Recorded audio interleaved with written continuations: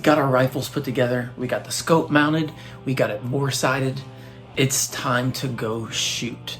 We need to do one thing, and that is zero our rifle.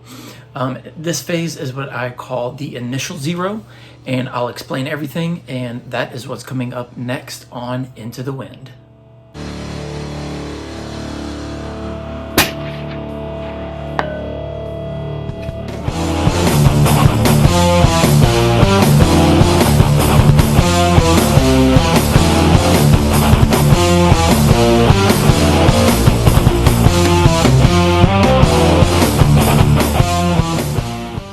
So this video is going to be what I would call information heavy. So quite a bit of talking. I'm going to try to get to the point of everything and then get to our initial zero. So let me start off right away.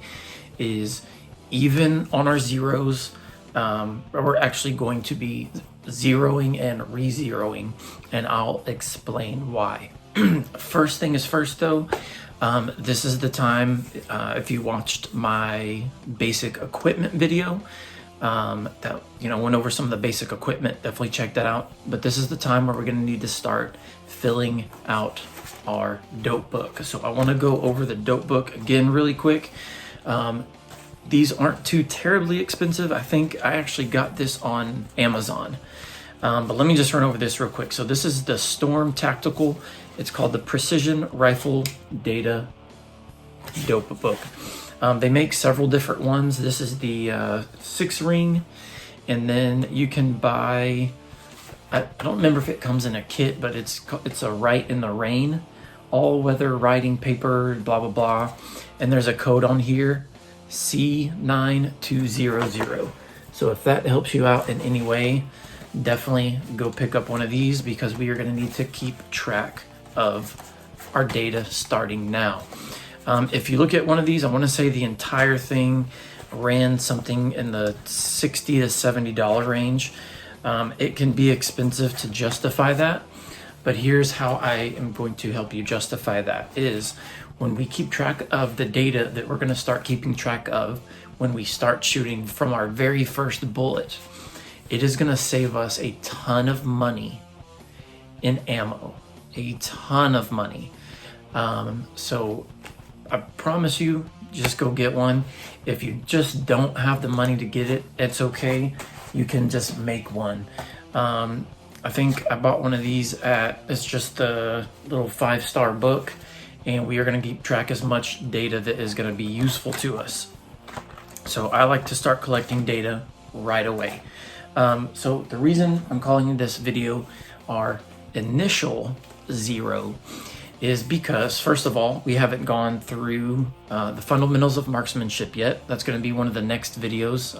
There might be one more coming after this, but we're going to right away get to the fundamentals of marksmanship.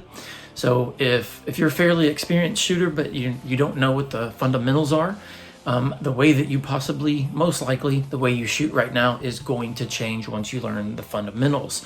Your trigger pull, sight alignment, all these different things, it will change, which means that your zero will change because you are going to learn how to hold the rifle properly. Aside from that, there's going to be a bunch of things that changes internally in our barrel. So one thing I've noticed over my 20 years of shooting, if I'm dating myself there a little bit, I would zero my rifle. I'd have just a long range day. I'd be out for like 8 hours, shoot something like, over 100 rounds, just a beautiful zero. Everything's 100% on point. Go home, put the gun up, probably, I'll do a little bit of shooting here and there, go back out again to another, long day, long range shooting, and check zero, and all of a sudden it's off a little bit. It's like, okay, well, maybe the temperature changed, but it wasn't it was the same temperature, atmospherics, everything was fairly the same, but it was off a little bit. I was like, okay, so I re-zeroed it. Go out, shoot another couple hundred rounds, everything's perfect, put the gun up, go shoot it again at a later time, and again the zero is off a little bit. After doing that, I would say 3 or 4 times, once you get a couple hundred rounds down range, go check my zero, and it's perfect. And by perfect, I mean literally perfect, right through the center of the hole. I mean, it's just about as perfect as you can possibly get it. Do a bunch of shooting, again, put it up, come back out, go check it, perfect. So there's things that happen. So if we were to just look at the naked eye, you probably wouldn't be able to see it unless there's some major imperfections in the barrel. But you can get a bore scope, check out your barrel. But if you were to get 1 or 2 times or 4 times magnification, or even into the microscopic level, there is a bunch of little bit of imperfections in our barrels. It could be small metal fibers from the machining process, the hammer forge process, if it's button, a bunch of different reasons. There will be. So when we start shooting our rifles, there's a thing that's called copper equilibrium. And what that's going to do is as you shoot, it's going to start building up copper. It's going to start laying a lot of these minor imperfections down. There's tiny little microscopic cracks. There's all kinds of stuff. And this is going to start getting filled up with copper. And what eventually happens, just an example, let's say we got a 308. Let me grab and I'm just going to kind of make up some numbers here a little bit, but obviously our bore is going to be 0.308 because it's a 308. But somewhere down the line, we may have like 0.3080, let's say 57, like way down here where it's not a huge number.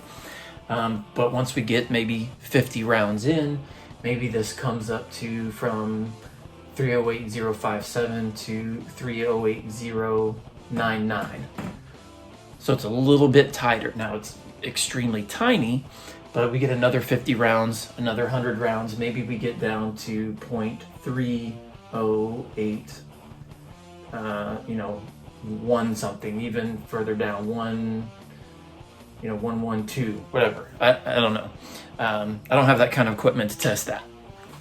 But basically what I'm getting to is that copper is going to build up. All the imperfections, any kind of thing like that, like those micro pieces of metal, whatever, all those are going to start laying down, and our barrel is going to get our tolerances are going to get a little bit tighter over, the first couple hundred rounds. What happens is, because it's a little bit tighter, our pressures are going to go up just a little bit, which means we are potentially going to get a faster bullet, which will change our point of impact. Because we got now a certain amount of copper down the barrel, or I would say copper equilibrium. Our barrel harmonics are going to change a little bit. On top of that, those two things combined with, practicing, shooting, learning the fundamentals of marksmanship, you're going to be holding the rifle better or correctly. And because now that you're doing that, everything combined, you're going to get a different point of impact, especially on the whole copper equilibrium thing. So that's why I call this an initial zero. So because it's an initial zero, I don't focus on getting it 100% perfect. I would say as long as I'm within 1 MOA, so most of my rifles, I'm not really satisfied unless I'm in at least like 0.75 or even half MOA. Because I know what kind of shooter I am, I know what I'm capable of, and I expect my rifles to shoot better than 1 MOA. If not, I'm doing more testing. Obviously, I'm doing load development, making my own ammo, stuff like that. So I have a lot of control over that. The other thing as far as our initial zero is because we need to start finding the bullet combination, if we're reloading, bullet combination, powder, and all that. And all that can be a little bit difficult as we're building up to our copper equilibrium, because we may think, okay, this is a really good load, and then all of a sudden we build that copper equilibrium, and then it turns into something it's not really what we wanted, and now we have to almost start over in our load development. Of course, if you're using factory ammo, you're very limited on what does and doesn't work. But typically what you're going to find, if you say use the exact same factory ammo, as you start getting a few hundred rounds down range, you should start getting a little bit tighter groups. So there's all kind of different things that are happening at the very beginning. So I'm not looking for perfection in our initial zero. And you'll hear a lot of people all the time, they're going to tell you, whenever you zero it in, don't go clean it, shoot a dirty bore. In my opinion and in my experience, that is absolutely correct. But not only is it correct, it even goes further than that. It's not just, shooting a dirty bore. For me is I almost never clean my barrel. And what I mean by that is I almost never remove the copper out of the barrel. I would say somewhere around maybe every 500 to 1,000 rounds, I'll do a general cleaning, and that's just to get any unburnt powder, just some of the carbon buildup and all that stuff. Get all that and get it back down to just the copper. I usually don't do any kind of major copper removing. I might do just a little bit to kind of, so it's just not super buildup in there, but I'm never trying to get back down to solid metal. I try to maintain that copper equilibrium in the barrel for the rest of the life until it's completely shot out. So basically that process goes, shoot a few hundred rounds until everything stops changing and my zeros maintain zero for several outings. Once I start seeing my groups open up, and how do we know when they start opening up? Our dope book, because we're going to keep track of it. So once they start opening up, I may start testing that a little bit further. I probably won't clean it then and there, but as I start seeing that couple outings, I'm like, okay, well, last time it was shooting half MOA. Now it's just a little bit over half. Now I'm at this 0.75. I was like, okay, it's time to clean the barrel. One of two things. It's either it's time to clean it or it's time to replace it. Now, I'm perfectly happy if I know I'm towards the end of the barrel life. And again, how do we know if we're at the end of our barrel life? Our dope book. We're going to mark all of our shots down and keep a round count log. Once I'm towards the end of that barrel life, I'm perfectly happy still with 0.75 MOA or even an inch, as long as I'm still capable of maintaining, hitting sub MOA targets at those mid to extended ranges. Not like necessarily extreme long range, but 500, 600, 700 yards. If I can hit a sub MOA target at that range, to me it's still satisfactory. Once I can no longer hit those at a reasonable percentage, like if I'm at least 90%. If I'm missing more than, or if I don't maintain first round hits of say 90%, it's time to replace the barrel for me. That's just my method. So that's why we call this the initial zero, because things will change. Anyway, so bunch of information there. I know I'm going on about 12 and a half minutes. Hopefully it's not too boring, but let's jump into it. When we're zeroing our rifle, especially on our initial zero, and then I think it's really important to keep track of this on our cold bore shots as well, just to really keep track of everything. We need to start filling out our dope books now. So in this situation, we're going to say right here in the center where this dot is, that is going to be our target. That's the goal where we want to get to. Basically somewhere within this range, within an inch, is going to be acceptable. So we really want to try to keep as much information as we can. So here we have our location. So we're just going to fill this out. Location, date, time, temperature. If you don't have any fancy equipment to get, temperature, humidity, and stuff like that, I would just say using your smartphone would be acceptable for now. Usually you can go to the weather app and you can actually get most of this information. Something like density, altitude, or humidity isn't something you necessarily need to know at this point. Humidity, I would say if you can get it, go ahead. It should be fairly easy. Barometric pressure typically is going to be somewhat standard in your area. It shouldn't change too much unless you get a storm come through, but that should only change it kind of minimal. But go ahead and try to get that. Try to get as much information as you can. If you're going to be getting temperature, humidity, and barometric pressure, then you can kind of ignore density, altitude. So density, altitude from my understanding, which I don't really use, is kind of just one number that combines all of these other things together, just to kind of streamline it. Distance, hopefully we're doing 100 yards. Position, that's kind of important, that way we can keep track of that if there's any changes from, either laying prone or on the bench. Rate of fire, 1 every 30 seconds. That, to me, that's not too important. And then whether or not you're using a bag on the rear, which you definitely should be. So go ahead and, just make the notes in here so you can really tell the difference between everything. But this is where we want to do, and I wouldn't necessarily draw a dot. I'd probably just draw a circle, or you don't have to draw anything there. But just for demonstration on the camera, this is where we're wanting to have our impact or our point of aim. So let's say we take our first shot, and of course towards the end of this, I'll go over everything and show you how to zero it in. But let's say we just hit somewhere, we'll just say we hit way up here. So this is gonna be my first shot. I'm gonna label just a 1 on that. You can do an X, a dot, whatever you want. And then we're gonna look in our scope and see how far off that is. So we'll use, I'm gonna just make up some numbers. Let's say we look through our scope and we are, because I'm using mils, let's say we're 1.5 mils off high. So I'm gonna come over to our elevation. I'm gonna mark 1.5, and then we are, let's say 1.5 to the right. So on windage, I'm sorry, left, I'm gonna do 1.5. Now you can do a U for up, meaning that you're high. You can do a little arrow, you can do a L or R, whatever you would like to do. I would keep it consistent, whatever makes sense to you. So now we need to make our correction.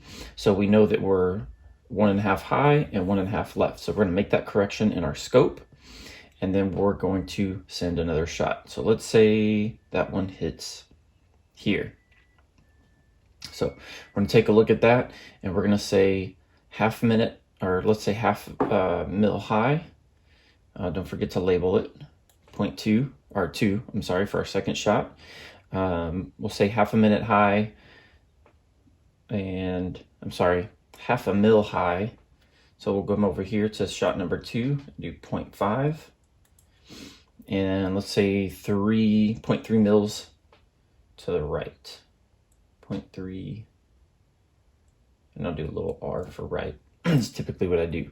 At this point, I would say we're probably within, 1 minute of angle, 1 inch at 100 yards, but we'll take our third shot. Let's say our third shot hits right here. We'll label that 3, and then we're just gonna again measure that. Let's just say we're 0.1 high and 0.2 to the right. Now at this point, usually what I would like to do, just to make things easy on here, I'm gonna have a different aiming point. So I would use this over here, or you can get a new sheet if you'd like. But again, let's say we're trying to get here, but I would probably just leave that blank. And let's say we're all within our acceptable area. So we'll say at this point we have our rifle zeroed in. So we're gonna just take another 3-shot group. You can do 3, you can do 5, you do whatever you want to. I normally just do 3. So let's say we got shot number 4 here. I'm gonna again mark that down. We'll just look in our scope and see how close it is.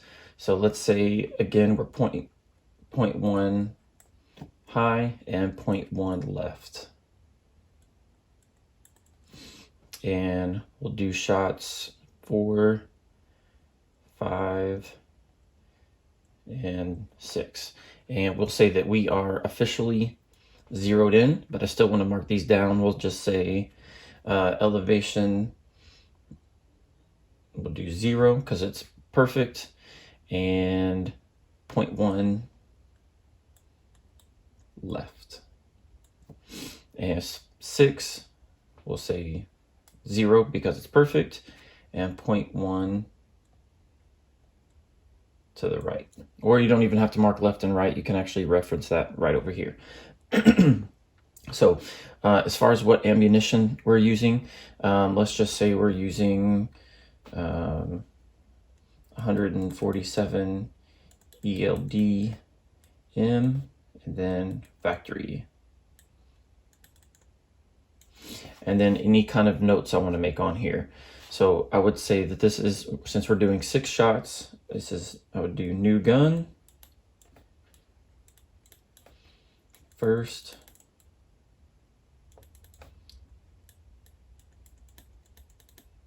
First 6 shots.